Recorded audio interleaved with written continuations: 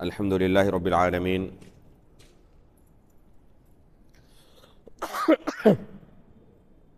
والصلاة والسلام على رسوله محمد وآله وصحبه أجمعين وأشهد أن لا إله إلا الله وحده لا شريك له وأشهد أن محمدا عبده ورسوله يا أيها الذين آمنوا اتقوا الله حق تقاته ولا تموتن إلا وأنتم مسلمون يا أيها الناس اتقوا ربكم الذي خلقكم من نفس واحدة وخلق منها زوجها وبث منهما رجالا كثيرا ونساء واتقوا الله الذي تساءلون به والأرحام إن الله كان عليكم رقيبا يا أيها الذين آمنوا اتقوا الله وقولوا قولا سديدا يصلح لكم أعمالكم ويغفر لكم ذنوبكم ومن يطع الله ورسوله فقد فاز فوزا عظيما أما بعد فإن أصدق الحديث كتاب الله وأحسن الهدي هدي محمد صلى الله عليه وسلم وشر الأمور محدثاتها وكل محدثة بدعة وكل بدعة ضلالة وكل ضلالة في النار۔ محترم و مکرم حاضرین مجلس، بزرگوں، دوستوں، اسلامی بھائیوں اور پردہ نشین ماؤں بہنوں، اللہ رب العالمین کے فضل و کرم سے ہم العقیدۃ الواسطیہ جو شیخ الاسلام علامہ ابن تیمیہ رحمہ اللہ کی عقیدے کے موضوع پر بہت ہی بہترین کتاب ہے، اس کے ایک بہت ہی اہم مسئلے پر پہنچ چکے ہیں، اور وہ مسئلہ ہے تقدیر پر ایمان لانے کے باب میں اہل سنت والجماعت کا کیا عقیدہ ہے۔ یہ مسئلہ انتہائی اہم مسئلہ ہے، اور اس مسئلے کی معرفت حاصل کرنا اس لیے بھی بہت زیادہ ضروری ہے کیونکہ اس مسئلے کے متعلق لوگوں میں، عام لوگوں کی بات کریں تو ایک حد تک قبول کی جا سکتی ہے، لیکن طلبہ علم اور اہل علم میں بھی بہت ساری غلط فہمیاں پائی جاتی ہیں۔ اس مسئلے پر بہت کم علمی مجلسوں میں تذکرہ کیا جاتا ہے اور اس موضوع کو گفتگو کا موضوع بنایا جاتا ہے۔ اس وجہ سے اس موضوع پر بولنے کی، سننے کی بہت زیادہ ضرورت ہے، کیونکہ غلط فہمیاں بہت زیادہ ہیں اس باب میں، اور اس لیے بھی کہ اس امت میں سب سے پہلے جو فتنے ظاہر ہوئے، بڑے فتنوں میں سے، ان میں سے ایک فتنہ اسی تقدیر کے انکار کا فتنہ تھا۔ تو یہ فتنہ صحابہ اکرام کے زمانے میں ظاہر ہونے والا فتنہ ہے، اور یہ فتنہ ایسا فتنہ ہے جس کے بارے میں اللہ کے رسول صلی اللہ علیہ وسلم نے اپنی زندگی میں ہی اپنے صحابہ کو اور اپنی امت کو آگاہ کیا تھا۔ اللہ کے رسول نے عمومی طور پر فتنوں کے بارے میں ہمیں آگاہ کیا ہے، لیکن خصوصی طور پر جو بڑے بڑے فتنے تھے ان کا نام لے کر آگاہ کیا ہے، تنبیہ کیا ہے، اور اس فتنے کے بارے میں بتایا ہے تاکہ ہماری امت ان فتنوں سے اپنے آپ کو محفوظ رکھ سکے۔ ان میں سے ایک فتنہ تقدیر کے انکار کا فتنہ تھا، جس کے بارے میں خود اللہ کے رسول نے پیشین گوئی کی تھی، کچھ لوگ میری امت میں ایسے پیدا ہوں گے جو تقدیر کا انکار کریں گے۔ عبداللہ بن عمر رضی اللہ تعالی عنہ سے سنن ابی داؤد کے اندر ایک روایت مروی ہے، ان کے شاگرد نافع رحمہ اللہ، جو کہ بہت ہی خاص شاگرد ہیں، روایت کرتے ہیں کہ عبداللہ بن عمر رضی اللہ تعالیٰ عنہ کا ایک دوست ملک شام میں ہوا کرتا تھا۔ انہوں نے اپنے اس دوست کو لیٹر لکھا کہ مجھے تمہارے بارے میں خبر ملی ہے کہ تم تقدیر کے بارے میں کلام کرنا شروع کر دیے ہو۔ بلغنی انک تکلمت بشیء من القدر، مجھے یہ خبر پہنچی ہے کہ تم تقدیر کے بارے میں چیمی گوئی کرنا شروع کر دیے ہو۔ اس کے بعد کہتے ہیں کہ آج سے آئندہ کبھی بھی مجھے کوئی خط و کتابت مت کرنا، میرے ساتھ تعلق مت رکھنا، مجھے کوئی کبھی لیٹر مت لکھنا۔ میں نے اللہ کے رسول صلی اللہ علیہ وسلم سے پہلے ہی سنا تھا، اللہ کے رسول نے ہمیں بتایا تھا، انہ سیکون فی امتی اقوام یکذبون بالقدر، کہ میری امت میں کچھ لوگ ایسے ظاہر ہوں گے جو تقدیر کا انکار کریں گے۔ تو اللہ کے رسول نے پہلے ہی ہمیں تنبیہ کی تھی، اور تم انہی لوگوں میں سے ہو جو تقدیر پر ایمان نہیں لاتے، تقدیر پر چیموئی گوئی کرتے ہیں، کلام کرتے ہیں اور اس کو جھٹلاتے ہیں۔ لہذا تمہارے ساتھ آج سے کوئی رشتہ نہیں، کوئی تعلق نہیں، تم سے براءت کا اعلان ہے، اور آئندہ سے کبھی مجھے کوئی لیٹر مت لکھنا، تمہارے ساتھ کوئی خط و کتابت آج سے جاری نہیں رہے گی۔ تو اس طریقے سے انہوں نے ایک تو ان سے براءت کا اعلان کیا، تعلق توڑ لیا، اور دوسرا اللہ کے رسول صلی اللہ علیہ وسلم کی پیشن گوئی کا تذکرہ کیا کہ خود اللہ کے رسول صلی اللہ علیہ وسلم نے ان صحابہ اکرام کو اس فتنے کے بارے میں پہلے ہی آگاہ کر دیا تھا، کچھ لوگ آئیں گے میری امت میں جو تقدیر پر ایمان نہیں لائیں گے، اس کا انکار کریں گے، اس کو جھٹلائیں گے۔ تو حقیقت میں جیسے اللہ کے رسول نے پیشن گوئی کی تھی ویسا ہی ہوا، اور چند سالوں کے بعد اللہ کے رسول کی وفات کے چند سالوں کے بعد ہی یہ فتنہ ظاہر ہوا، اور پھر کچھ لوگ ایسے پیدا ہوئے جنہوں نے تقدیر پر کلام کرنا شروع کیا اور اس کو جھٹلانا شروع کیا۔ اس لیے بھی اس مسئلے کے تعلق سے بہت ہی غور سے سننے کی ضرورت ہے اور علم حاصل کرنے کی ضرورت ہے۔ تقدیر کے موضوع پر اس سے پہلے کہ ہم شیخ الاسلام نے جو اہل سنت والجماعت کا عقیدہ بیان کیا ہے، تمہیدی طور پر کچھ چیزیں جاننے کی ضرورت ہے۔ پہلے نمبر پر اللہ کے رسول صلی اللہ علیہ وسلم نے تقدیر کے مسئلے میں غور و خوض کرنے سے منع کیا ہے۔ بہت زیادہ گہرائی کے اندر غور و خوض کرنا، اس سے اللہ کے رسول نے منع کیا ہے۔ اس کا معنی کیا ہے؟ اس سے بعض لوگوں نے یہ غلط فہمی پال لی ہے کہ تقدیر کے مسئلے میں زبان ہی نہیں کھولنی ہے، نہ سننا ہے کسی عالم دین سے، اور نہ اہل علم اس مسئلے کو بیان کرنا پسند کرتے ہیں۔ حالانکہ یہ ایمان کے ارکان میں سے ایک اہم رکن ہے۔ اگر لوگوں کے سامنے بیان ہی نہیں کیا جائے گا تو لوگ کیسے اس اہم رکن کے بارے میں جانکاری حاصل کریں گے اور کیسے صحیح طور پر ایمان لائیں گے؟ لہذا اس حدیث کا یہ معنی نہیں ہے کہ اس مسئلے کے تعلق سے لوگوں کو کتاب و سنت کے اندر جو اللہ رب العالمین نے شریعت بیان کی ہے اسے بیان ہی نہ کیا جائے۔ غور و خوض کرنے سے جو حدیث کے اندر منع کیا گیا ہے تو اس کا معنی یہ ہے کہ اللہ رب العالمین نے جو تقدیر مقدر کر کے رکھی ہے اس بارے میں سبب کیا ہے، علت کیا ہے، کیوں اللہ نے ایسا کیا، کیوں ایسا نہیں کیا، اس بارے میں غور و خوض کرنے سے منع کیا ہے۔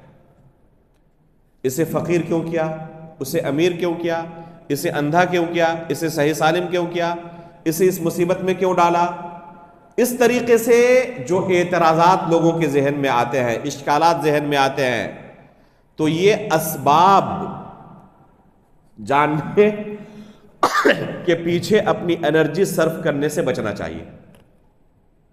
ہمارا اس بات پر ایمان ہونا چاہیے کہ اللہ رب العالمین علیم اور حکیم ہے۔ اللہ رب العالمین اپنا ہر کام علم اور حکمت کی بنا پر کرتا ہے۔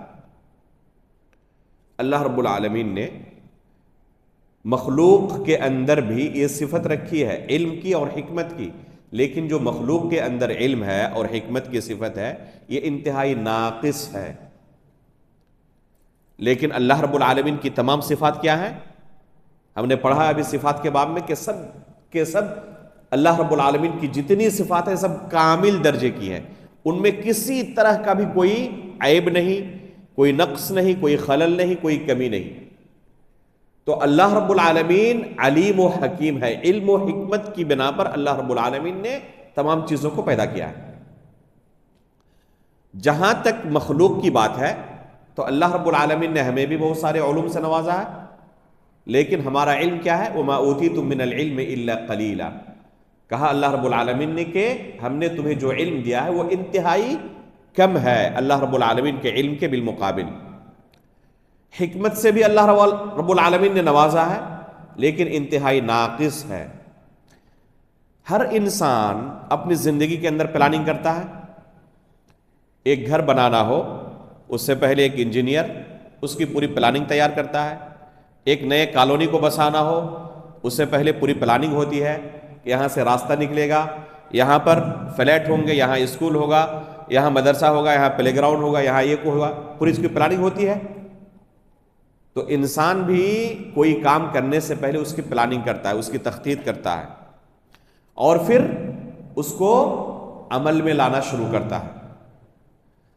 ایک تو اس نے پلاننگ کی تھی، جب عملی میدان میں داخل ہوا تو اسے بعد میں لگتا ہے کہ یہ چیز اس طرح نہ ہو کر اس طرح ہوتی تو زیادہ بہتر تھا، یہ غلط ہو گیا۔ ہم نے 10 سال کے بارے میں یہ سوچا تھا، 15 سال کے بارے میں، 50 سال کے بارے میں یہ سوچا تھا کہ اتنی ترقی ہو سکتی ہے اور ان چیزوں کی ضرورت پڑ سکتی ہے، لہذا اسے اس طریقے سے بنانا چاہیے۔ لیکن بعد میں پتا چلا کہ ہماری سوچ سے کہیں زیادہ دنیا کے اندر تبدیلی آ چکی ہے۔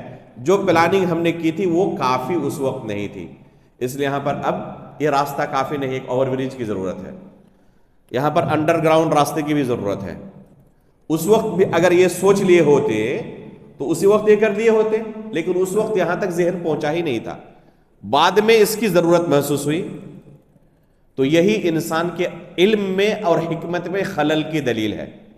اللہ رب العالمین جو کچھ کرتا ہے وہ علم اور حکمت کی بنا پر کرتا ہے۔ ما تری فی خلقہ من تفاوت، قرآن میں اللہ نے کہا کہ اللہ رب العالمین کی تخلیق میں کہیں پر بھی کوئی آپ کو عیب نظر نہیں آئے گا۔ تو اللہ رب العالمین نے سب کچھ پلاننگ کے تحت پہلے ہی مقدر کر دیا ہے۔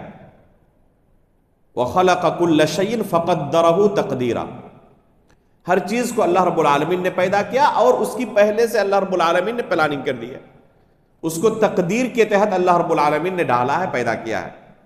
تو اللہ رب العالمین نے پلاننگ کے تحت سب کچھ کیا ہے، اور وہ علیم و حکیم ہے، وہ بہتر جانتا ہے کہ اسے اس طرح بنانا زیادہ بہتر ہوگا۔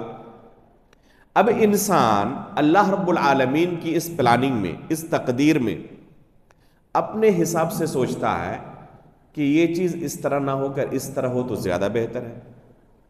کسی کو غریب بنایا، فقیر بنایا، تو سوچتا ہے اسے ایسا کیوں کیا، اسے امیر کیوں بنا دیا، اسے لنگڑا لولا کیوں کر دیا، اسے گونگا کیوں کر دیا، اس کے ساتھ یہ حادثہ کیوں ہوا، یہاں پر زلزلہ کیوں ہوا، مصیبت تمام کی تمام اسی پر کیوں نازل ہوتی ہے۔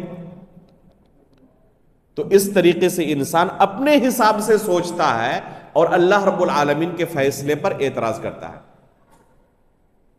حالانکہ انسانوں کا علم بھی برابر نہیں ہے۔ کیا تمام انسانوں کا علم برابر ہے؟ ایک چھوٹا سا بچہ اگر اپنے والد کے فیصلے پر اعتراض کرے، اور ایک چھوٹا سا بچہ اپنی مرضی کے مطابق کوئی چیز بنانا چاہے، تو اس کے والد کہتے نہیں اس طرح نہیں، اس طرح کرنا ہوگا۔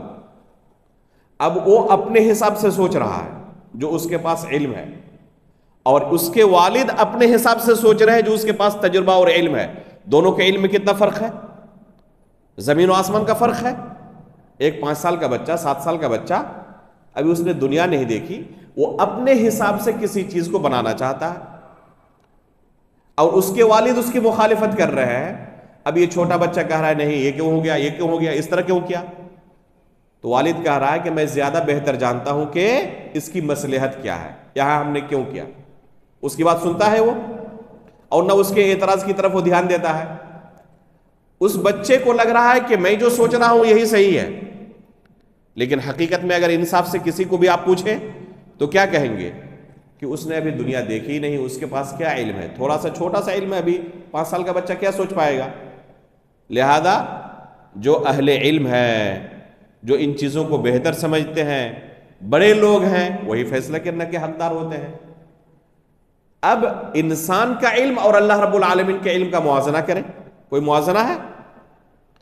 اب اللہ رب العالمین نے حکمت اور مصلحت کے تحت کسی چیز کو پیدا کیا، کسی چیز کو اس طریقے سے بنایا، اور انسان اپنے انتہائی ناقص علم کے تحت سوچتا ہے کہ اس طرح نہ کر کے اس طرح کرتا تو زیادہ بہتر تھا۔ تو اس اعتراض کی کوئی حقیقت ہونی چاہیے، اس پر کوئی توجہ دی جانی چاہیے.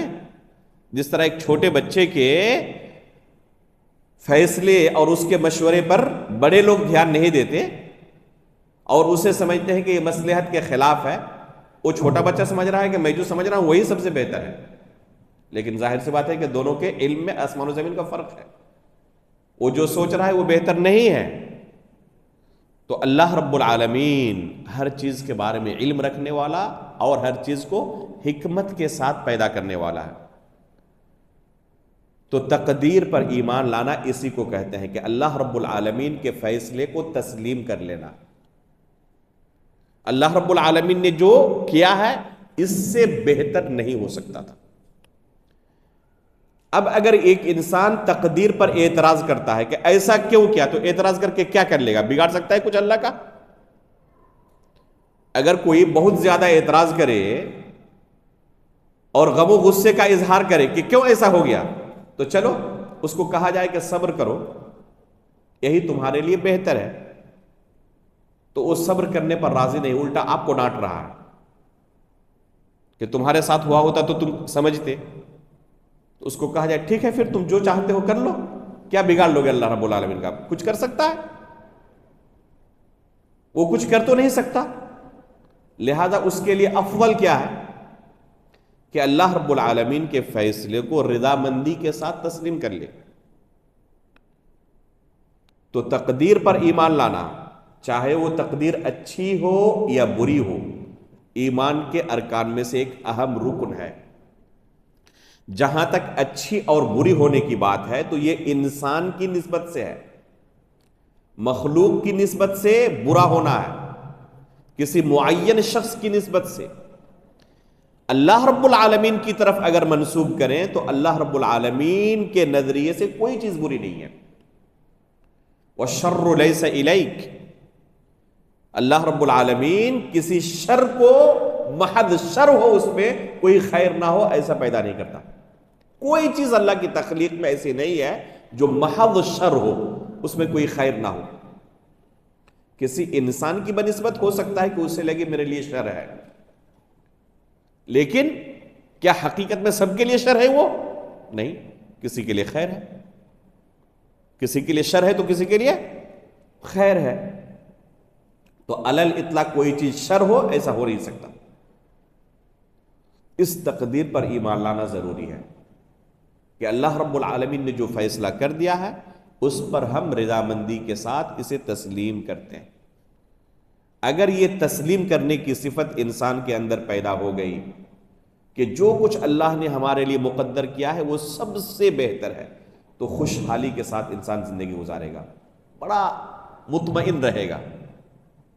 اور یہی ایک مومن کی صفت ہوتی ہے کہ اللہ رب العالمین کے فیصلے کو تسلیم کرتا ہے، اس لیے وہ سب سے زیادہ مطمئن رہتا ہے. اور جس کا اللہ رب العالمین کے فیصلے پر ایمان نہیں ہوتا پریشان حال رہتا ہے. کچھ اللہ رب العالمین کا بگاڑ بھی نہیں پاتا، اپنی دنیا بھی خراب کرتا ہے، آخرت بھی خراب کرتا ہے.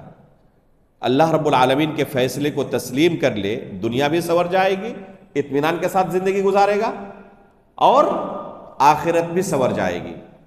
ام سلیم رضی اللہ تعالی عنہا کا قصہ، ان کے بچے کی وفات ہو گئی، صبر کیا، شوہر گھر میں نہیں تھے. جب واپس آئے ان کے لیے سجی سوری اور ازدواجی حقوق پورا کیا. بعد میں شوہر کو بتایا کہ اگر اللہ رب العالمین نے آپ کو کوئی امانت دی ہو، پہلے اللہ رب العالمین کے بھی نہیں کہا کہ اگر کسی نے کوئی آپ کو امانت دی ہو اور پھر امانت کو طلب کرے تو کیا اسے روکنے کا اور منع کرنے کا کوئی اختیار رہتا ہے اس شخص کو؟ کہہ رہے بالکل نہیں، امانت دی ہے تو امانت جب چاہے واپس لے سکتا ہے. کہا کہ اللہ رب العالمین نے اولاد کی شکل میں ہمیں ایک امانت دی تھی، اللہ رب العالمین نے اپنی امانت واپس لے لی. اس طرح اگر انسان اللہ کے فیصلے پر راضی ہو تو اسے تکلیف نہیں ہوگی، وہ مطمئن رہے گا، خوشحال زندگی گزارے گا، وہ صبر کرے گا. اور یہ صبر کرنا انتہائی عظیم عبادت ہے، انتہائی عظیم عبادت ہے. تو تقدیر کے مسئلے کو اگر ایک انسان صحیح طریقے سے سمجھ لے تو اگر اس پر کوئی مصیبت ٹوٹتی ہے جسے تقدیر کونی کہتے ہیں، جس کا شریعت سے کوئی تعلق نہیں ہے.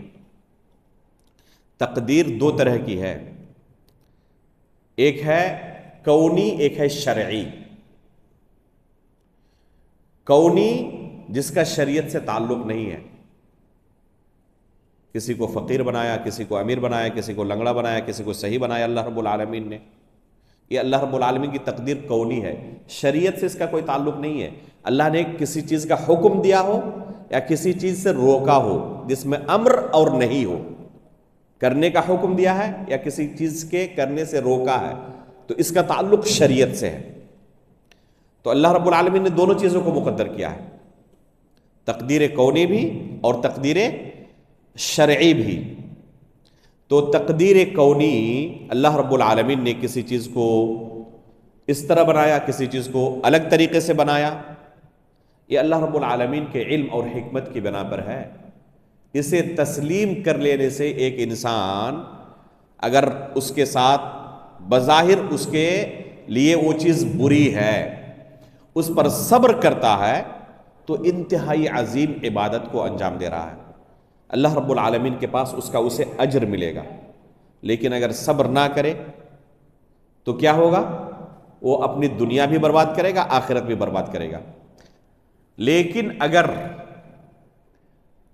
شریعت کے متعلق وہ کوئی برا کام کرتا ہے جو اس کے لیے دنیا و آخرت کے لحاظ سے بری ہے، تو ایسے موقع پر ایک انسان کو اللہ رب العالمین کے سامنے استغفار کرنا چاہیے. اسی کو اللہ رب العالمین نے ایک آیت کے اندر بہت ہی جامعیت کے ساتھ بیان کیا ہے، فاصبر ان وعد اللہ حق واستغفر لذنبک، کہ تم صبر کرو، اللہ رب العالمین کا وعدہ برحق ہے، اور اپنے گناہوں سے بخشش طلب کرو، توبہ کرو، استغفار کرو. تو اللہ رب العالمین نے صبر کرنے کا بھی حکم دیا ایک آیت میں، ایک ہی آیت کے اندر، اور استغفار کرنے کا بھی حکم دیا ایک ہی آیت میں. صبر کب کرنا ہے، استغفار کب کرنا ہے؟ اگر ایک انسان کی اپنی طرف سے کوئی کوتاہی نہیں ہے، اپنی طرف سے انہوں نے جو کچھ ہو سکتا تھا محنت کی، لیکن اس کے باوجود اس کی زندگی میں کوئی مصیبت آئی تو اس پر صبر کرنا ہے اور تقدیر کا یہ سہارا لے گا. قدر اللہ وما شاء فعل، کہ اللہ نے مقدر کیا اور جو چاہا اللہ نے کیا. اس پر ہم صبر کا مظاہرہ کرتے ہیں، اس پر جزع فزع نہیں کرتے، اعتراض نہیں کرتے. تو ایسے موقع پر تقدیر کا سہارا لینا اچھی بات ہے. کوئی کہے کہ ہماری تقدیر میں ایسا لکھا تھا اس لیے ایسا ہو گیا. کسی کے گھر میں آگ لگ گئی، زلزلہ آ گیا، پورا گھر گر گیا، اس میں اس کا کوئی قصور ہے؟ اپنا قصور نہیں ہے. تو ایسے موقع پر کیا کرنا چاہیے اسے؟ فاصبر، وہ صبر کرے. لیکن کوئی بندہ جھوٹ بول رہا ہے، چوری کر رہا ہے، ڈکیتی کر رہا ہے، شراب پی رہا ہے، اور وہ اگر کہے کہ میری تقدیر میں لکھا تھا اس لیے میں نے کیا، تو یہاں پر کیا کہا جائے گا؟ صبر کرو، یہاں پر استغفار کرو. یہ معاملہ شریعت سے جڑا ہوا ہے. یہ معاملہ تقدیر کونی کے ساتھ نہیں، تقدیر شرعی کے ساتھ جڑا ہے. یہ تمہارا قصور ہے کہ تم نے جانتے بوجھتے اس معاملے میں اللہ کی خلاف ورزی کی، معصیت کی، نافرمانی کی. لہذا یہاں پر تم کیا کرو؟ یہاں پر تم استغفار کرو. تو تقدیر کے مسئلے کو سمجھنا بہت ضروری ہے. اور یہ تقدیر کی اچھائی اور برائی پر جو ایمان لانے کی بات کی جاتی ہے، تو یہ برائی صرف انسان کی بنسبت ہے، اللہ رب العالمین کی بنسبت نہیں ہے. اللہ رب العالمین ہر چیز اس کی طرف خیر کی نسبت کی جائے گی. وَالشَّرُّ لَيْسَ إِلَيْكَ، کہ اللہ رب العالمین کی طرف شر کی نسبت نہیں کی جائے گی. جو انسان کی بنسبت خیر اور شر ہے، ان دونوں کا خالق اللہ رب العالمین ہے، چاہے خیر ہو چاہے شر ہو، جس کی تفصیل یہاں بیان کی ہے. چنانچہ شیخ الاسلام ابن تیمیہ رحمہ اللہ فرماتے ہیں، وَتُؤْمِنُ الْفِرْقَةُ النَّاجِيَةُ أَهْلُ السُّنَّةِ وَالْجَمَاعَةِ بالقدر خیرہ و شرہ، کہ اہل سنت والجماعت تقدیر پر ایمان لاتے ہیں، چاہے وہ تقدیر اچھی ہو یا وہ تقدیر بری ہو۔ تو ابھی ہم نے کہا کہ یہ بری ہونے کا معنی انسان کی بنسبت ہے، کسی معین شخص کی بنسبت ہے کہ اس کے لیے یہ چیز بری لگ رہی ہے، لیکن اللہ رب العالمین نے کیا صرف اس چیز کو محض شر کے لیے، برائی کے لیے پیدا کیا؟ نہیں، اس کے اندر کوئی خیر بھی ضرور اللہ رب العالمین نے رکھا ہے، اس کے لیے ہو یا کسی دوسرے کے لیے ہو۔ والایمان بالقدر علی درجتین کل درجۃ تتضمن شیئین، کہتے ہیں کہ ایمان، تقدیر پر ایمان لانے کے دو درجے ہیں، دو کیٹیگری ہے، اور ان میں سے ہر کیٹیگری دو چیزوں کو شامل ہے، تو کل کتنے ہو جائیں گے؟ 4 ہو جائیں گے۔ پہلا درجہ جو اس کا ہے وہ ہے ان اللہ تعالی علم ما الخلق عاملون بعلمہ القدیم الذي هو موصوف به ازلا وابدا، کہ اللہ رب العالمین بندے جو کچھ کرنے والے ہیں ان تمام چیزوں کو ازل سے جاننے والا ہے۔ اللہ رب العالمین کو پہلے سے، ازل سے اس کا علم ہے، ازل سے مخلوق کیا کچھ کرنے والے ہیں ان کے بارے میں اللہ رب العالمین پہلے سے علم رکھتا ہے، جانتا ہے۔ وَعَلِمَ جَمِيعَ أَحْوَالِهِمْ مِنَ الطَّاعَاتِ وَالْمَعَاصِي وَالْأَرْزَاقِ وَالْآجَالِ، اور ان کے تمام احوال کے بارے میں اللہ رب العالمین ازل سے جانتا ہے، چاہے وہ نیکی کے بارے میں ہو، چاہے گناہ کے بارے میں ہو، چاہے رزق کیا کمائے گا اس کے بارے میں ہو، یا کب اس کی وفات ہوگی، کب کون دنیا سے رخصت ہوگا اس بارے میں ہو۔ ان تمام چیزوں کو اللہ رب العالمین ازل سے جانتا ہے۔ ازل یعنی جس سے پہلے کوئی چیز نہ ہو، اللہ رب العالمین ازل سے، اور ازل کی صفت سے متصف بس اللہ رب العالمین ہو سکتا ہے، کوئی چیز ایسی نہیں ہے جو ازل سے جاننے والا ہو۔ اللہ رب العالمین ازل سے علم رکھنے والا ہے، جانتا ہے تمام احوال کے بارے میں کہ کون نیکی کریں گے، کون گناہ کریں گے، کس کو کیا رزق ملے گا، کب تک زندہ رہیں گے دنیا میں، کیا کچھ عمل کریں گے، سب کچھ اللہ رب العالمین جانتا ہے۔ یہ پہلا رکن ہے تقدیر پر ایمان لانے کا۔ تقدیر پر ایمان لانے کا یہ پہلا رکن ہے کہ اللہ رب العالمین کے علم کے بارے میں ہم یہ عقیدہ رکھیں کہ اللہ رب العالمین ہر چیز کا علم رکھتے ہیں، اجمالی طور پر بھی، تفصیلی طور پر بھی۔ اجمالی طور پر اور تفصیلی طور پر اس کے ان دونوں میں کیا فرق ہے؟ مثال کے طور پر آپ ابھی یہاں موجود ہیں، آپ کی ایک پلاننگ ہے کہ یہاں سے اٹھ کر ہم کیا کریں گے، کہاں جائیں گے، کتنے بجے سوئیں گے، یہ ایک کیا ہے، اجمالی آپ کی پلاننگ ہے۔ لیکن تفصیل کے بارے میں کیا آپ کہہ سکتے ہیں کہ ابھی کتنے بجے یہاں سے حرکت کریں گے، کتنے بجے گیٹ پر پہنچیں گے، کس شخص سے ملاقات ہوگی، کیا گفتگو ہوگی، کس منٹ میں آپ کی کیا پوزیشن رہے گی؟ کوئی کہہ سکتا ہے؟ یہ تفصیلی علم اللہ رب العالمین کے پاس، اللہ رب العالمین کے علاوہ کسی کے پاس نہیں ہے۔ لِتَعْلَمُوا أَنَّ اللَّهَ عَلَى كُلِّ شَيْءٍ قَدِيرٌ وَأَنَّ اللَّهَ قَدْ أَحَاطَ بِكُلِّ شَيْءٍ عِلْمًا، تاکہ تم جان لو کہ اللہ رب العالمین ہر چیز پر قادر ہے، اور اللہ رب العالمین نے ہر چیز کا علم احاطہ کیا ہوا ہے۔ تو ہر چیز کے بارے میں اللہ رب العالمین علم رکھتا ہے۔ قرآن میں اللہ رب العالمین نے اپنے اس تقدیر کے پہلے رکن کے بارے میں کیا فرمایا، اپنے اس علم کے بارے میں کیا فرمایا؟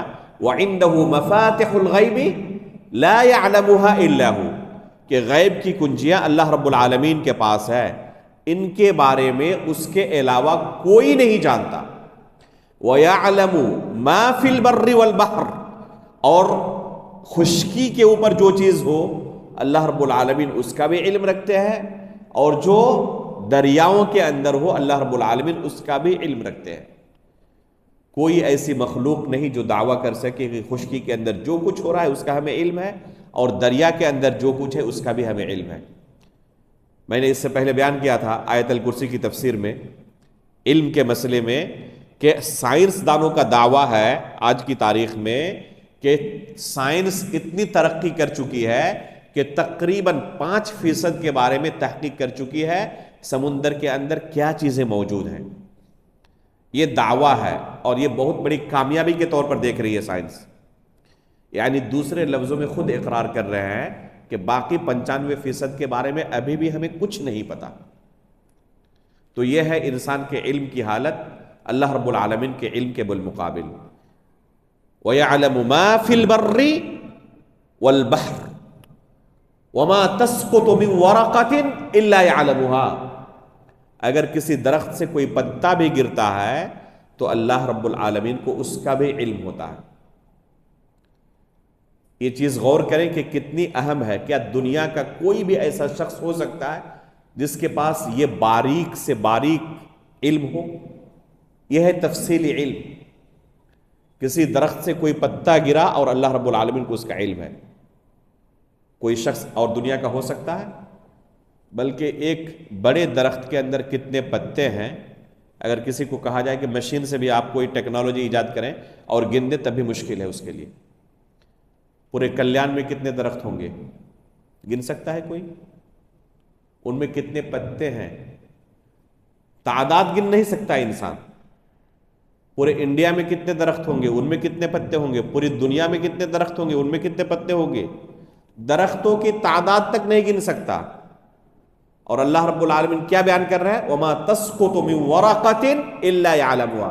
کسی درخت سے کوئی پتا بھی گرتا ہے تو اللہ رب العالمین اس کا بھی علم رکھتے ہیں. وَلَا حَبَّةٍ فِي ظُلُمَاتِ الْأَرْضِ وَلَا رَطْبٍ وَلَا يَابِسٍ إِلَّا فِي كِتَابٍ مُبِينٍ. اگر رات کی تاریکی میں، انتہائی تاریکی میں کوئی دانہ بھی گرتا ہے تو اس کا بھی اللہ رب العالمین کو علم ہوتا ہے.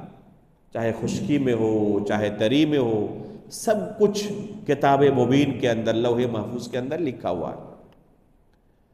تو یہ ہے اللہ رب العالمین کی تقدیر پر ایمان لانے کا پہلا رکن کہ اللہ رب العالمین کے علم کے بارے میں ہم عقیدہ رکھیں کہ اللہ رب العالمین ہر چیز کا علم رکھتے ہیں. جو گزر چکی ان کے بارے میں بھی، جو آنے والی ہے ان کے بارے میں بھی، کیسے ہوگی، یہاں تک کہ کوئی چیز اگر نہیں ہوئی ہوتی تو کیسی ہوتی، اللہ رب العالمین اس کے بارے میں بھی علم رکھتے ہیں. جو نہیں ہوئی اگر ہوتی تو کیسی ہوتی، اللہ رب العالمین کو اس کا بھی علم ہے. تو یہ ہے تقدیر پر ایمان لانے کا پہلا رکن. ابھی ہم نے شروع میں کہا کہ یہ پہلا بڑا فتنہ تھا، یا شروع میں جو واقع ہوئے فتنے ان میں سے ایک بڑے فتنوں میں سے ایک یہ فتنہ تھا. تو یہ فتنہ ظاہر ہوا صحابہ کرام کے دور میں. صحیح مسلم کے اندر امام مسلم رحمہ اللہ نے جو پہلی حدیث ہے، اسی پہلی حدیث میں اسی فتنے کا تذکرہ کیا ہے. حدیث جبریل کے نام سے یہ حدیث مشہور ہے. تو اصل حدیث سے پہلے امام مسلم رحمہ اللہ نے ایک قصہ بیان کیا ہے. وہ قصہ کیا ہے؟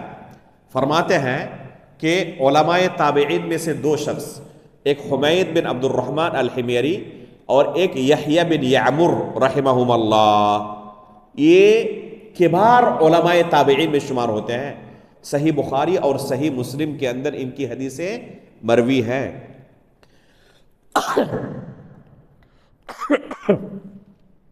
اسی سے ان کے علم اور فضل کا اندازہ لگایا جا سکتا ہے کہ کس مرتبے پر یہ فائز تھے. یہ دونوں بصرہ سے مکہ مکرمہ تشریف لاتے ہیں، حج کے ارادے سے یا پھر عمرے کے ارادے سے، لیکن ساتھ میں ایک اور اہم مقصد لے کر آئے ہوئے ہیں. وہ مقصد کیا ہے؟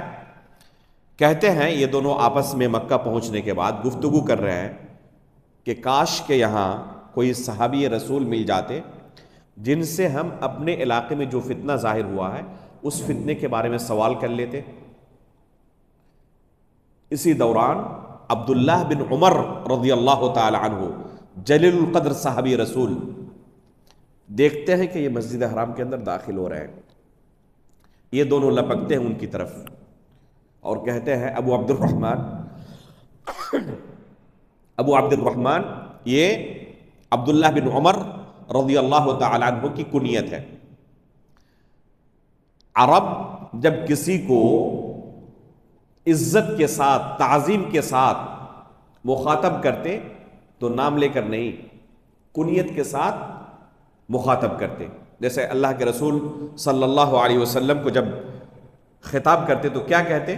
یا ابا القاسم صلی اللہ علیہ وسلم. ابو القاسم اللہ کے رسول صلی اللہ علیہ وسلم کی کنیت ہے. تو عبداللہ بن عمر رضی اللہ تعالیٰ عنہ کو خطاب کیا کس لفظ سے؟ یا ابا عبد الرحمن، اے ابو عبد الرحمن. ہمارے علاقے میں کچھ لوگ ظاہر ہوئے ہیں جن کا سردار کون ہے؟ معبد الجہنی. نام لے کر بیان کیا کہ معبد الجہنی نام کا ایک شخص ظاہر ہوا ہے، اور ان کے کچھ متبعین بھی ہیں جو علم کی بڑی بڑی باتیں کرتے ہیں، قرآن ہمیشہ پڑھتے رہتے ہیں، یعنی عام لوگوں میں سے نہیں ہیں. آپ اگر دیکھیں گے ان کی ظاہری شکل و صورت تو مرعوب ہو جائیں گے کہ تو ماشاءاللہ یہ ہمیشہ علم کی باتیں کرنے والے، قرآن پڑھنے والے، متقی اور پرہیزگار ہیں. لیکن ان کا عقیدہ کیا ہے؟ کہتے ہیں ان الامر انف واللہ قدر. کیا معنی اس کا؟ ان الامر انف واللہ قدر کا کسی چیز کے واقع ہونے کے بعد اللہ تعالیٰ کو اس کا علم ہوتا ہے، پہلے سے اللہ رب العالمین نہیں جانتے. نعوذ باللہ من ذالک. یہ کفریہ کلمہ ہے، اور یہی کفریہ کلمہ یہ لوگ کیا کرتے تھے؟ لوگوں کو سکھاتے تھے. یہ تقدیر کا انکار ہے. کہتے تھے ان الامر انف واللہ قدر، کسی چیز کے واقع ہونے کے بعد اللہ کو پتہ چلتا ہے کہ یہ چیز واقع ہوئی، اور تقدیر نام کی کوئی چیز نہیں ہے. عبداللہ بن عمر رضی اللہ تعالیٰ عنہ جب یہ سنتے ہیں تو کیا کہتے ہیں انہیں؟ پہلا ریئیکشن ان کا اس فتنے کے بارے میں سننے کے بعد کہ ان کو جا کر کہنا انی بریء منہم وانہم براء منی، میں ان سے بری ہوں اور وہ مجھ سے بری ہیں، ان کے ساتھ ہمارا کوئی رشتہ نہیں. یہ پہلا ریئیکشن تھا اس صحابی رسول کا. اس سے ہمیں کیا درس ملتا ہے؟ کہ اہل بدعت کی یہی سزا ہے کہ ان کے ساتھ کوئی رشتہ نہ رہے، ان کے ہم قریب نہ جائیں، ان کی باتیں نہ سنیں، تاکہ وہ اپنے شبہات ہمارے دلوں کے اندر پیوست نہ کر دیں اور اپنے باطل عقیدے کو دین بنا کر ہمارے اندر داخل نہ کر دیں. تو پہلا ریئیکشن ان کا کہ ان کے ساتھ ہمارا کوئی رشتہ نہیں، ہم ان سے بری، وہ ہم سے بری ہیں. دوسرا لفظ کیا فرماتے ہیں کہ ان کو جا کر کہہ دینا کہ اگر وہ احد پہاڑ کے برابر بھی اللہ کے راستے میں سونا خرچ کریں اور تقدیر پر ایمان نہ لائے تب بھی ان کا یہ عمل اللہ رب العالمین قبول نہیں کرنے والے. اللہ اکبر. اس سے آپ تقدیر پر ایمان لانے کی اہمیت کا اندازہ لگا سکتے ہیں. یہ صحیح مسلم کی پہلی حدیث ہے. کہتے ہیں کہ اگر وہ احد پہاڑ کے برابر بھی اللہ کے راستے میں سونا خرچ کرے اور تقدیر پر ایمان نہ لائیں تب بھی اللہ رب العالمین ان کا یہ عمل قبول کرنے والے نہیں ہیں. یہی چیز اور ایک دوسرے صحابی عبداللہ ابن عباس رضی اللہ تعالیٰ عنہ نے بھی بیان کی ہے. انتہائی جلیل القدر صحابی، ترجمان القرآن جن کا لقب ہے، قرآن کے سب سے بڑے مفسر، الحبر البحر جنہیں کہا جاتا ہے، علم کے سمندر تھے. کیا کہتے ہیں؟ القدر نظام التوحید. توحید کا پورا سسٹم جو ہے نا یہ تقدیر پر ایمان لانے کے ساتھ جڑا ہوا ہے. یہ توحید کا پورا سسٹم کس کے ساتھ جڑا ہوا ہے؟ تقدیر پر ایمان لانے کے ساتھ. فمن وحد اللہ عز وجل وکذب بالقدر کان تکذیبہ للقدر نقضا للتوحید. کہتے ہیں کہ اگر کسی نے اللہ رب العالمین کی وحدانیت کا تو اقرار کیا لیکن تقدیر کا انکار کرے تو تقدیر کا انکار کرنے کی وجہ سے اس کی توحید بھی تہس نہس ہو جائے گی، ختم ہو جائے گی، باقی نہیں رہے گی. وہ موحد نہیں رہے گا اگر تقدیر کا انکار کر رہا ہے تو اس سے آپ اندازہ لگا سکتے ہیں کہ تقدیر پر ایمان لانا کتنا اہم ہے. اور اس سے یہ بھی اندازہ لگا سکتے ہیں کہ سب سے پہلے جو فتنہ ظاہر ہوا تھا، جو فتنے ظاہر ہوئے تھے صحابہ کرام کے زمانے میں، ایک روافض کا فتنہ، ایک خوارج کا فتنہ اور یہ ایک فتنہ تقدیر کے انکار کا. یہ تین بڑے فتنے صحابہ کرام کے دور میں ظاہر ہوئے ہیں. جب صحابہ کرام کی اچھی خاصی تعداد موجود تھی، عبداللہ بن عمر رضی اللہ تعالیٰ عنہ جیسے صحابی رسول ابھی باحیات ہیں، اور اسی وقت اس طرح کے لوگ پیدا ہو گئے تھے جنہوں نے اس کا انکار کرنا شروع کر دیا تھا کہ تقدیر نام کی کوئی چیز نہیں ہے۔ لہذا اگر کوئی شخص اللہ رب العالمین کے علم کا انکار کرتا ہے، یہاں تک کہ اگر کوئی کہے کہ میں صرف اجمالی طور پر یہ عقیدہ رکھتا ہوں کہ اللہ رب العالمین کو پہلے سے پتا ہوتا ہے، لیکن تفصیل کے ساتھ اللہ رب العالمین کو پتا ہو، ایسا نہیں ہوتا۔ اگر کوئی اس طریقے سے کہے تو یہ عقیدہ بھی اس کا کیا ہے؟ باطل عقیدہ ہے۔ تفصیلی علم اللہ رب العالمین کو ہر چیز کا ہوتا ہے، یہ عقیدہ رکھنا ضروری ہے۔ تفصیلی علم مطلب اگلے 1 سیکنڈ میں ہم کیا کچھ کہنے والے جانتے ہیں؟ نہیں جانتے، لیکن اللہ رب العالمین جانتا ہے۔ ابھی ہم نکلیں گے یہاں سے، کس سے ملاقات ہوگی کہہ سکتے ہیں؟ ہمارے سامنے سے کون گزرے گا؟ کوئی نہیں کہہ سکتا۔ اللہ رب العالمین جانتے ہیں نہیں جانتے؟ جانتے ہیں۔ یہ عقیدہ رکھنا ضروری ہے۔ اگر کوئی اس تفصیلی علم کے بارے میں انکار کرے تو تقدیر کا منکر ہے، وہ تقدیر پر ایمان لانے والا نہیں ہے۔ اور ابھی ہم نے سنا کہ تقدیر کا اگر کوئی انکار کرے تو اس کی سزا کیا ہے؟ سب کچھ وہ کرتا رہے، اللہ رب العالمین کے ساتھ کسی کو شریک نہ ٹھہرائے، لیکن پھر بھی اللہ رب العالمین اس کا کوئی عمل قبول کرنے والے نہیں ہیں۔ پوری دنیا کا بادشاہ بن جائے اور پوری دنیا اللہ کے راستے میں خرچ کر دے، اونٹ پہاڑ کے برابر سونا بھی خرچ کر دے، تب بھی اللہ رب العالمین کوئی عمل قبول کرنے والے نہیں ہے اگر تقدیر پر ایمان نہ لائے۔ تو اللہ رب العالمین کے تقدیر پر ایمان نہ لانے والا، انکار کرنے والا، وہ اللہ رب العالمین کو تسلیم ہی نہیں کرتا، اس کے فیصلے کو تسلیم نہیں کرتا۔ وہ یہ مانتا ہی نہیں کہ اللہ رب العالمین نے پلاننگ کے تحت ہر چیز کو پیدا کیا ہے، اللہ رب العالمین کو فیصلے کو تسلیم نہیں کرتا۔ لہذا اس کے مؤمن ہونے کا تصور نہیں کیا جا سکتا کہ تقدیر کا انکار کرنے والا مؤمن ہو بھی سکتا ہے۔ لہذا یہ انتہائی اہم مسئلہ ہے کہ اللہ رب العالمین کے علم کے بارے میں اجمالی ہی نہیں، تفصیلی علم کا عقیدہ رکھا جائے۔ وَأَنَّ اللَّهَ قَدْ أَحَاطَ بِكُلِّ شَيْءٍ کہا، وَأَنَّ اللَّهَ قَدْ أَحَاطَ بِكُلِّ شَيْءٍ عِلْمًا، کہ ہر چیز کے بارے میں اللہ رب العالمین کا علم محیط ہے۔ ذرہ برابر بھی کوئی چیز اللہ رب العالمین کے علم سے اوجھل نہیں ہے۔ لا يعزب عنہ مثقال ذرہ، اللہ رب العالمین نے کیا کہا کہ ذرے کے برابر بھی کوئی چیز اللہ رب العالمین سے اوجھل نہیں ہے۔ لا تخفى علیہ خافیہ، کوئی چیز اللہ رب العالمین سے مخفی نہیں رہ سکتی علی الاطلاق۔ ہر چیز کے بارے میں اللہ رب العالمین جانتے ہیں، یہاں تک کہ دلوں کے اندر کھٹکنے والی باتوں کو بھی اللہ رب العالمین جانتے ہیں۔ انہ علیم بذات الصدور، دلوں کے اندر کھٹکنے والی باتوں کو بھی اللہ رب العالمین جانتے ہیں، جس کے بارے میں اللہ کے سوا کوئی دوسرا شخص علم نہیں رکھ سکتا۔ آپ کے دل میں کیا کچھ ہو رہا ہے ہمیں پتہ نہیں، ہمارے دل میں کیا کچھ ہو رہا ہے آپ نہیں جانتے۔ یہ چیز اللہ رب العالمین علم رکھتا ہے، جانتا ہے، اس بارے میں عقیدہ رکھنا ضروری ہے۔ اگر کوئی اس چیز کا انکار کرے تو اللہ رب العالمین کی تقدیر کا وہ انکار کرنے والا ہے، اور تقدیر کا انکار کرنے والا کبھی نجات نہیں پا سکتا۔ اس لیے امام شافعی رحمہ اللہ کہا کرتے تھے کہ اگر کسی قدری سے مناظرہ کرو تو کیا کرو؟ ناظروا القدریۃ بالعلم فإن اقروا به خصموا وإن انکروه کفروا۔ کسی قدری سے، یعنی فرقہ قدریہ سے تعلق رکھنے والے شخص سے اگر مناظرہ ہونا تو علم کے مسئلے پر اس سے مناظرہ کرو۔ اللہ رب العالمین کے علم کو وہ تسلیم کرتا ہے یا نہیں کرتا؟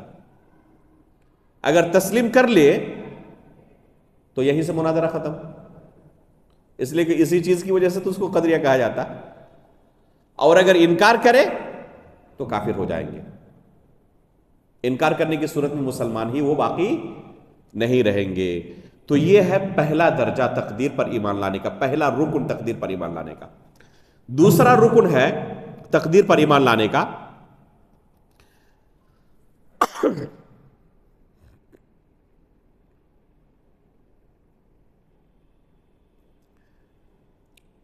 ثم كتب اللہ تعالی فی اللوح المحفوظ مقادیر الخلائق، کہ اللہ رب العالمین نے اس کے بعد بندوں کی، مخلوقات کی تقدیر کو لوح محفوظ کے اندر لکھ دیا ہے۔ تو یہ لکھنا دوسرے درجے میں ہے، اس سے پہلے علم ہے، لکھا ہے علم کے تناظر میں، پہلے سے علم رکھتا تھا اللہ رب العالمین، اور بعد میں اس کو اللہ رب العالمین نے لکھنے کا حکم دیا۔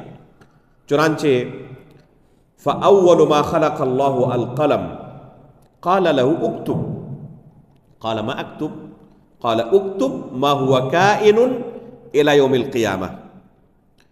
جب اللہ رب العالمین نے قلم کو پیدا کیا تو پیدا کرتے ہی سب سے پہلے اسے کیا کہا؟ لکھو، اکتب۔ پوچھا قلم نے ما اکتب، کیا لکھو؟ تو اللہ رب العالمین نے اسے کیا حکم دیا کہ بندوں کی تقدیر کو لکھو، قیامت تک جو کچھ ہونے والا ہے، قیامت تک اس دنیا میں جو کچھ ہونے والا ہے اسے لکھو۔ فما اصاب الانسان لم یکن لیخطئہ، اس لیے ایک انسان کو جو کچھ ملا دنیا میں، یہ چیز اس سے چوکنے والی نہیں تھی، خطا کرنے والی نہیں تھی، ایسا نہیں تھا کہ نہ ملتا، اسے ملنا یقینی تھا۔ اللہ رب العالمین نے اسے لکھ دیا ہے تو ملنا یقینی ہے۔ وما اخطأہ لم یکن لیصیبہ، اور جو چیز نہیں ملی، چوک گئی اس سے، وہ چیز ملنے والی تھی ہی نہیں۔ جفت الاقلام وطویت الصحف، قلم خشک ہو گیا اور رجسٹر کو بند کر دیا گیا۔ تو اس سے مراد کون سا رجسٹر ہے؟ لوح محفوظ ہے۔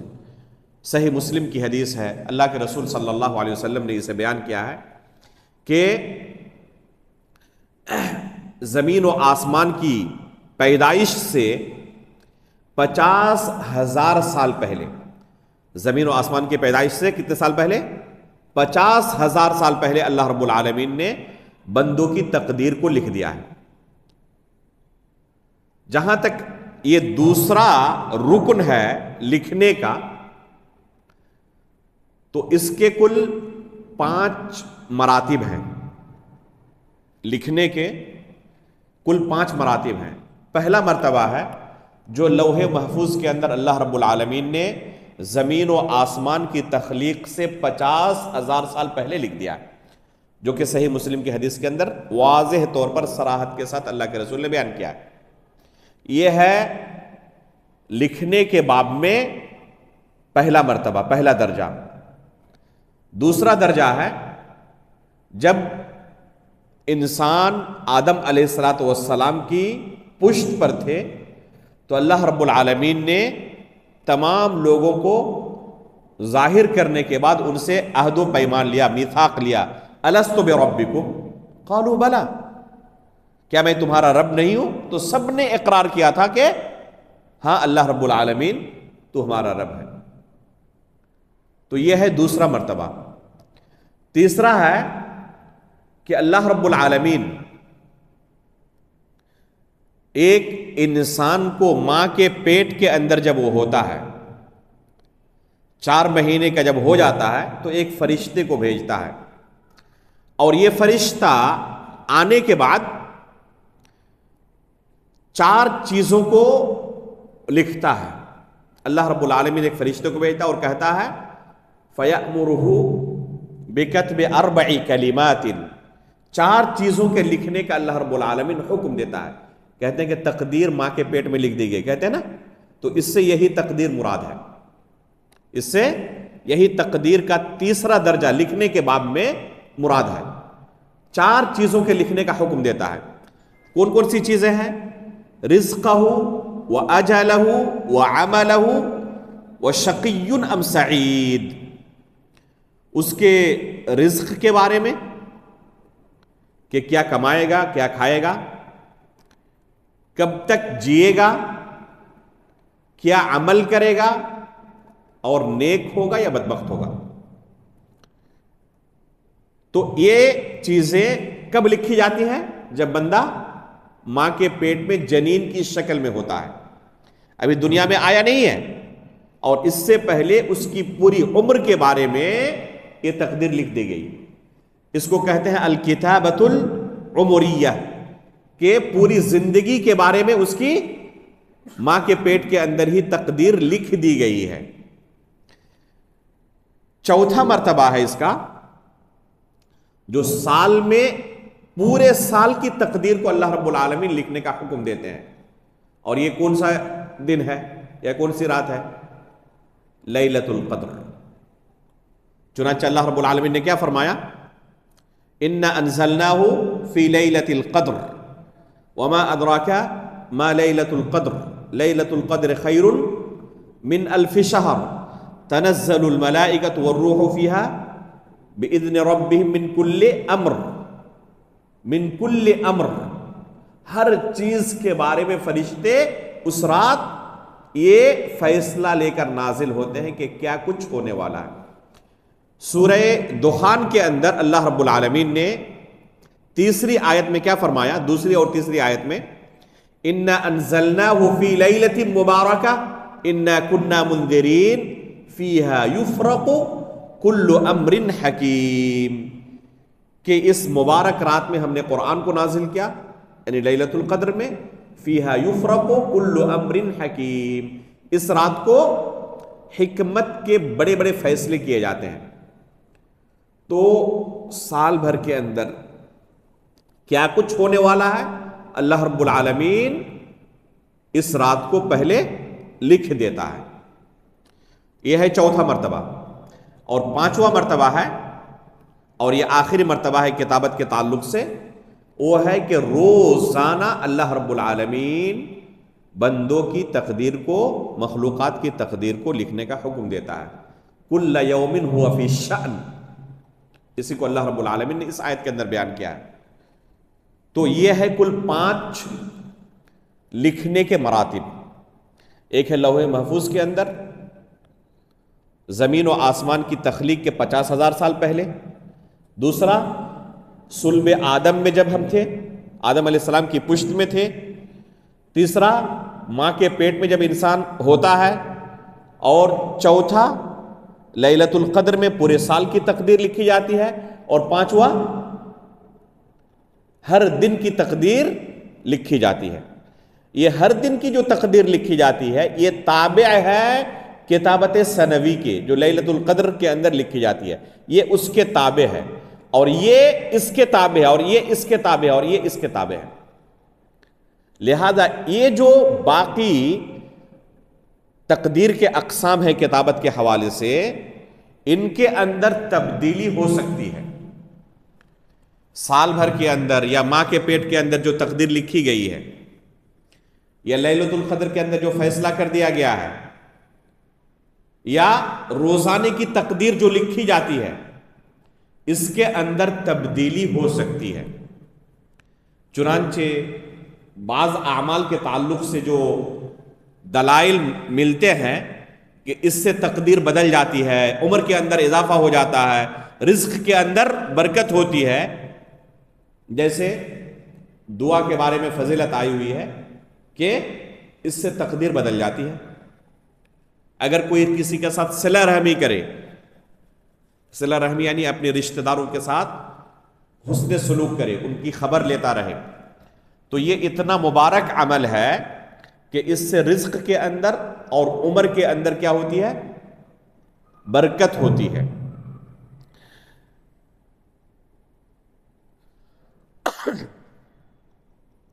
دو نبیوں کا تذکر آیا ہے حدیث کے اندر، نام کے بارے میں شک ہو رہا ہے اس لیے میں نہیں کہہ رہا ہوں۔ پوچھا اللہ رب العالمین سے کہ اللہ رب العالمین آپ نے ان کو کتنی عمر دی ہے؟ کہا کہ اتنی عمر دی ہے۔ مجھے کتنی عمر دی ہے؟ کہا کہ آپ کو اتنی عمر دی ہے۔ کہا کہ میری عمر میں سے اتنا حصہ ان کو دے دیا جائے۔ تو یہ عمر کے اندر کمی بیشی ہونے کا جو معاملہ ہے، یہ کس تقدیر کے اندر کمی بیشی ہو سکتی ہے؟ لوح محفوظ کے اندر نہیں، زمین و آسمان کی تخلیق سے 50,000 سال پہلے جو اللہ رب العالمین نے لوح محفوظ کے اندر لکھ دیا ہے اس کے اندر کوئی تبدیلی نہیں ہوگی۔ البتہ فرشتوں کو جو اللہ رب العالمین نے بتایا ہے لیلۃ القدر کے تعلق سے ہو، یا ماں کے پیٹ میں جب تھا تب کہا فرشتوں کو فَيُرْسَلُ إِلَيْهِ مَلَک، حدیث کے اندر آتا ہے کہ ماں کے پیٹ میں جب بچہ 4 مہینے کا ہوتا ہے تو ایک فرشتے کو بھیجا جاتا ہے۔ تو یہ تقدیر کون لکھ رہا ہے؟ ایک فرشتہ لکھ رہا ہے، جو فرشتے کو اللہ نے بتایا۔ اس کے اندر تبدیلی ہو سکتی ہے، اس تقدیر میں تبدیلی ہو سکتی ہے، لیکن لوح محفوظ کے اندر جو کچھ اللہ نے لکھ دیا اس میں تبدیلی نہیں ہو سکتی۔ تو یہ ہے تقدیر پر ایمان لانے کا دوسرا رکن۔ ان 5 تقدیر کے کتابت کے جو مراحل ہیں ان پر ایمان لانا ضروری ہے، ان پر ایمان لانا ضروری ہے۔ تو 4 میں سے 2 کا تذکرہ ہوا، پہلے نمبر پر اللہ رب العالمین کے علم کا، اور دوسرے نمبر پر کتابت کا، کہ اللہ رب العالمین نے لکھ دیا ہے بندوں کی تقدیر کو۔ کب لکھا ہے؟ تو کل 5 مرحلوں کے اندر۔ ایک ہے زمین و آسمان کی تخلیق سے 50,000 سال پہلے، آدم علیہ السلام کی پشت پر جب انسان تھے اس وقت، اور پھر ماں کے پیٹ میں، لیلۃ القدر میں، اور روزانہ۔ ان تمام چیزوں پر کتاب و سنت کی دلیلیں موجود ہونے کی وجہ سے ہمارا ایمان ہونا چاہیے۔ انکار اگر کوئی کرے تو تقدیر پر ایمان لانے والا اسے شمار نہیں کیا جائے گا۔ اب باقی رہی اور 2 چیزیں، تیسرے نمبر پر ہے، اجمالی طور پر میں بیان کرتا ہوں، تفصیل انشاءاللہ اگلے درس میں، اور یہ انتہائی اہم ہے۔ تیسرے نمبر پر کہ جو کچھ انسان یا کوئی بھی چیز عمل کرتا ہے، انجام دیتا ہے، وہ اللہ رب العالمین کے ارادے اور مشیت کے تحت ہی ہوتا ہے، چاہے وہ چیز اچھی ہو چاہے وہ چیز بری ہو، چاہے وہ چیز اطاعت و بندگی کی ہو یا گناہ اور معصیت کی ہو۔ ایک چور چوری کرتا ہے، ایک جھوٹا جھوٹ بولتا ہے، وہ بھی اللہ رب العالمین کے ارادے اور مشیت کے تحت ہے۔ ایک نمازی نماز پڑھتا ہے، ایک روزے دار روزہ رکھتا ہے، وہ بھی اللہ کے ارادے اور مشیت کے تحت ہے۔ تو یہ ہے تیسرا رکن۔ اور آخری رکن، چوتھا رکن، کہ ہر چیز کا خالق اللہ رب العالمین ہے، اس کے علاوہ کوئی خالق نہیں، خالق بس ایک ہے اور وہ اللہ رب العالمین ہے، چاہے شر ہو چاہے خیر ہو، تمام چیزوں کا خالق اللہ ہے۔ اگر کوئی چیز انسان کو شر نظر آ رہی ہے اور کہے کہ نہیں شر کا خالق اللہ نہیں ہے، بس خیر کا اللہ ہے، تو یہ کفر ہے، کیونکہ ایک سے زیادہ خالق ہونے کا وہ عقیدہ رکھتا ہے۔ یہاں تک کہ کفار مکہ کے بھی ان کے بارے میں قرآن میں اللہ رب العالمین نے ذکر کیا ہے کہ اگر انہیں آپ پوچھو گے کہ کس نے پیدا کیا تو وہ بھی کیا کہیں گے؟ اللہ نے پیدا کیا۔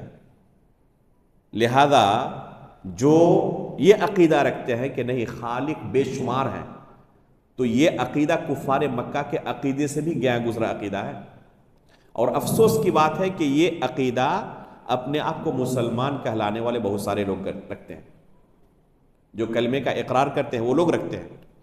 تو ان 2 ارکان کے بارے میں تفصیل کے ساتھ اگلے درس میں انشاءاللہ ہم بیان رکھیں گے، اور پھر اس کے بعد اس مسئلے کے تعلق سے جو لوگوں کے ذہن میں شبہات ابھرتے ہیں انشاءاللہ ان شبہات کا بھی جواب کتاب و سنت کی روشنی میں آپ کے سامنے رکھنے کی کوشش کی جائے گی۔ اللہ رب العالمین سے ہم دعا کرتے ہیں کہ اللہ رب العالمین کتاب و سنت کے موافق ہمیں اپنا عقیدہ بنانے کی توفیق عطا فرمائے۔ اللہ رب العالمین ان دینی اہم بنیادی مسائل کو سیکھنا اور سمجھنا ہمارے لیے آسان بنا دے۔ اللہ رب العالمین ان مجلسوں کو اپنی رضا کے لیے قبول فرمائیں۔ جب آخرت میں ہم اللہ رب العالمین سے ملیں تو ان مجلسوں کی وجہ سے ہمیں خوشی محسوس ہو، ہمیں شرمندگی کا احساس نہ ہو۔ اللہ رب العالمین اسے ہمارے لیے حجت بنائے، ہمارے خلاف حجت نہ بنائے۔ ایمان کی حالت پر اللہ رب العالمین ہماری وفات فرمائے، نبیین، صدیقین، شہداء و صالحین کے ساتھ ہمارا حشر فرمائے، آمین۔ تقبل یا رب العالمین، وصلی اللہ علی نبینا محمد، سبحانک اللہم و بحمدک، اشہد ان لا الہ الا انت، استغفرک و اتوب الیک۔ فرمائے عمر رضی اللہ عنہ جو دعا کرتے تھے کہ اللہ تعالیٰ تو نے اگر مجھے بدبخت میں سے لکھا ہے تو مجھے نیک بخت میں سے لکھ دے، تو یہ کون سی تقدیر میں؟ اسی تقدیر میں تبدیلی ہو سکتی، جو اصل تقدیر ہے اس میں تبدیلی نہیں ہو سکتی۔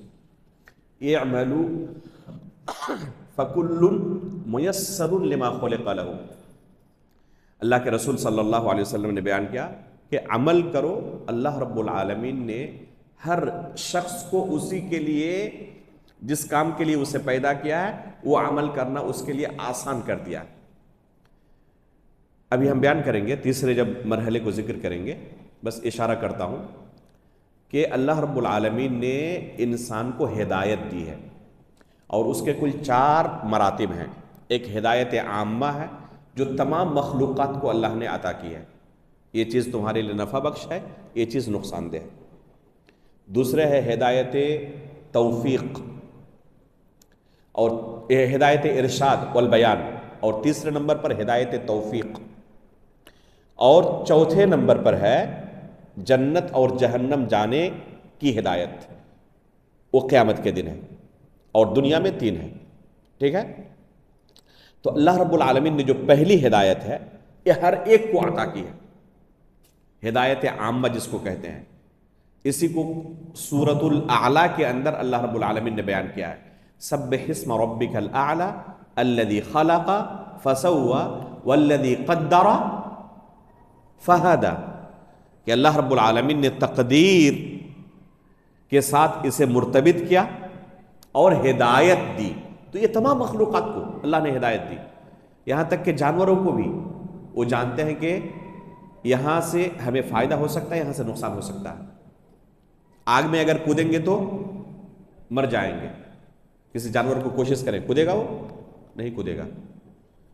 جو اللہ رب العالمین پر ایمان نہیں لاتا، تقدیر کا انکار کرتا ہے، بلکہ اللہ رب العالمین کے وجود کا انکار کرتا ہے، ایتھسٹ ہے جو لوگ، ٹھیک ہے، ملحد ہے، ان کو بھی آپ دیکھیں گے کہ جو چیزیں نفع بخش ہیں ان چیزوں کو حاصل کرتے ہیں۔ مثلا کوئی تاجر ہے، اس کی ایک دکان ہے، جتنے کا سامان لایا ہے اس سے زیادہ کی بیچنے کی کوشش کرے گا، اس سے کم کی نہیں بیچے گا، کیوں؟ نقصان ہو جائے گا۔ تو اس میں فائدہ ہوگا، اس میں نقصان ہوگا، اس کو اللہ نے ہدایت دی اور اسی کے مطابق اپنی پوری زندگی گزارتا ہے۔ ٹھیک ہے، تو یہ ہدایت ہے جو اللہ رب العالمین نے ہر شخص کو عطا کی۔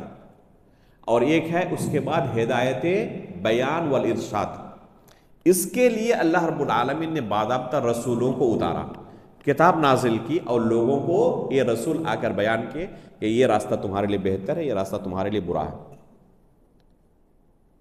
صرف بیان کر دیا۔ اور تیسرا مرتبہ ہے کہ ہدایت توفیق، جو اللہ رب العالمین اپنے بعض خاص بندوں کو اس ہدایت سے نوازتا ہے، اور اسی کے لیے عمر فاروق رضی اللہ تعالیٰ عنہ دعا کرتے تھے، اسی توفیق کے لیے دعا کرتے تھے۔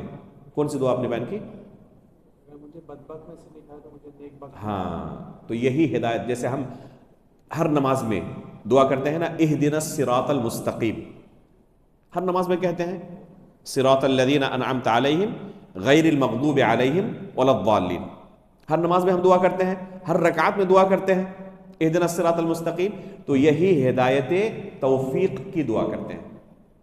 یہ تیسرا رکن ہے، اللہ رب العالمین تمام لوگوں کو اس ہدایت سے نہیں نوازتا۔ پہلی 2 قسم جو ہے ہدایت عامہ اور ہدایت بیان، یہ تمام لوگوں کے لیے عام ہے، لیکن ہدایت توفیق خاص لوگوں کے لیے ہے، جسے چاہے اللہ رب العالمین ہدایت دے، جسے چاہے اللہ رب العالمین ہدایت نہ دے۔ یہ اللہ رب العالمین کا محض فضل و کرم ہے، جسے چاہے نوازے، جسے چاہے نہ نوازے۔ ٹھیک ہے، مثال کے طور پر، اور یہ اللہ رب العالمین کا ظلم نہیں ہے، مثال کے طور پر کہا جائے اگر کوئی شخص ابھی اعلان کرے کہ دیکھیں ابھی 1 گھنٹے کے بعد کلیان اسٹیشن پر جو بھی پہنچ جائے گا سب کو 1000 روپیہ ملے گا، کہہ دیا گیا جو بھی پہنچے گا اس کو مل جائے گا۔ 100 لوگ تھے، ان میں سے 5 لوگوں کا انتخاب کر کے انہوں نے کہا کہ میری گاڑی کھڑی ہے، آپ لوگ چلیں بیٹھیں، آپ کو ہم وہاں جا کے پہنچاتے ہیں اور 1000 روپیہ دیتے ہیں۔ تو ان کے ساتھ خاص انعام کیا نا۔ باقی لوگ کہہ سکتے ہیں، باقی لوگوں میں سے مان لیں کہ 50 لوگ گئے اور 50 لوگ نہیں گئے، اعلان سب کے لیے ہوا تھا جو بھی جائے گا اس کو مل جائے گا۔ 50 لوگ گئے اور 50 لوگ نہیں گئے، تو جو لوگ نہیں گئے وہ اعتراض کر سکتے ہیں کہ ہمیں کیوں نہیں ملا، ان کا اعتراض بجا ہوگا، درست ہوگا؟ ان کو بھی تو ہدایت یہ ملی تھی کہ یہاں جاؤ گے تو مل جائے گا. تو یہی ہدایت بیان ہے. رسولوں کو اللہ رب العالمین نے دنیا میں بھیجا اور سب کو بیان کر دیا کہ دیکھو یہ راستہ ہے جنت جانے کا، یہ راستہ ہے جہنم جانے کا. سب کے لیے عام تھا. یہ صرف مومنوں کے لیے اللہ رب العالمین نے رسولوں کو نہیں بھیجا تھا، دنیا والوں کے لیے بھیجا تھا نا. سب کو بیان کیا. کچھ لوگوں نے قبول کیا، کچھ لوگوں نے رد کر دیا. جن لوگوں نے قبول کیا یہ اللہ رب العالمین کے خاص فضل و کرم سے، ان کو اللہ رب العالمین نے خاص فضل و کرم سے نوازا ہے. لیکن باقی لوگ اعتراض نہیں کر سکتے ہمیں کیوں نہیں نوازا. اللہ رب العالمین کے خاص فضل و کرم ہے، جسے چاہ دیا. لیکن تم لوگوں کو بھی یہ راستہ بتایا گیا تھا، تم لوگوں نے قبول نہیں کیا، تو ان کو اعتراض کرنے کا کوئی حق نہیں ہے. ان کو اعتراض کرنے کا حق نہیں پہنچتا ہے. انشاءاللہ اس کو تفصیل کے ساتھ بیان کریں گے، اور جو لوگوں کے ذہن میں شبہات آ سکتے ہیں انشاءاللہ ان شبہات کے ساتھ ہم بیان کریں گے، تاکہ ذہن سے یہ مسئلہ بالکل کلیئر ہو جائے. جب اس مسئلے کو پورا سمجھ لیں گے تقدیر کے، تو اللہ رب العالمین سے بے پناہ محبت ہوگی ایک بندے کو، کہ اللہ رب العالمین کتنا رحیم ہے، کتنا کریم ہے، کہ اللہ رب العالمین ہر چیز کے بارے میں جاننے کے باوجود ایک انسان گناہ پر مصر رہتا ہے، یہاں تک کہ صرف کلمے کا اقرار کیا ہو اور گناہ کرتے کرتے دنیا سے رخصت ہو جائے، تب بھی اللہ رب العالمین اسے جنت میں داخل کر دیتا ہے اور اسے سزا نہیں دیتا. انشاءاللہ تفصیل کے ساتھ ہم بیان کریں گے. اگلا درس بڑا اہم ہے، اور انشاءاللہ ہو سکتا ہے کہ اس کے بعد اور ایک درس کی ہمیں ضرورت پڑے اس مسئلے کو بیان کرنے کے لیے، لیکن رک رک کر اس مسئلے کو سمجھا کر بیان کرنا ضروری ہے، اس لیے کہ انتہائی اہم مسئلہ ہے یہ ایمان کے ارکان میں سے. دوسرے مسائل آسان ہیں، لیکن یہ تھوڑا سا چاہیے تھوڑا ترکیز کے ساتھ سننا، اس لیے ریکارڈنگ کو بھی آپ لوگ بار بار سنیں انشاءاللہ. اللہ رب العالمین توفیق عطا فرمائے. سبحانک اللہم و بحمدک، اشہد ان لا الہ الا انت، استغفرک و اتوب الیک.